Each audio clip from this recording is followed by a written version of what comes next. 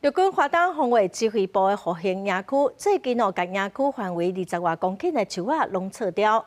军方是表示讲，按说要去训练的场地，也毋过因为着位伫海边仔，民众是真烦恼讲树仔变少哦，未来透东北季风会有真侪风背山，会影响到因的生活。陆军花东防卫指挥部伫新城乡的复兴营区，原底树仔是发了真旺。不过，即马差不多拢风撤了了。因若是安怎要撤这个树仔，是安怎要甲在地居民通知，引起众人的反弹。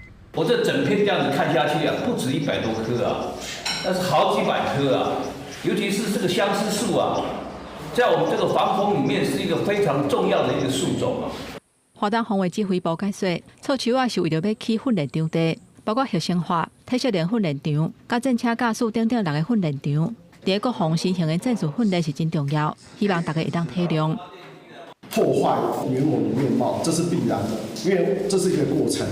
慢慢的，我们就会做一个整地以及所谓的杂树木的后续的清除。经过估算，目前已经撤掉的树仔范围差不多25公顷，包括相思树、甲青仔等等。军方强调讲，要撤进前有请管府相关的局处去现场确认，并无珍贵的树仔。不过地方的民意也是无法度接受。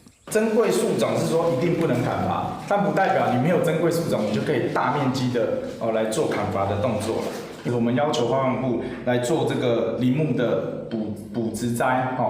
另外，居民嘛烦恼军方使用的 CS 加盟工啊，也就是催泪性毒气，可能会对附近的部落造成影响。针对这点，花东防卫指挥部表示，训练的时阵一届敢若会用2粒，影响的范围是伫20公尺内，未对300公尺外的徛家有影响。另外，工程完工了后，这个所在嘛会阁保证树仔。记者综合报道。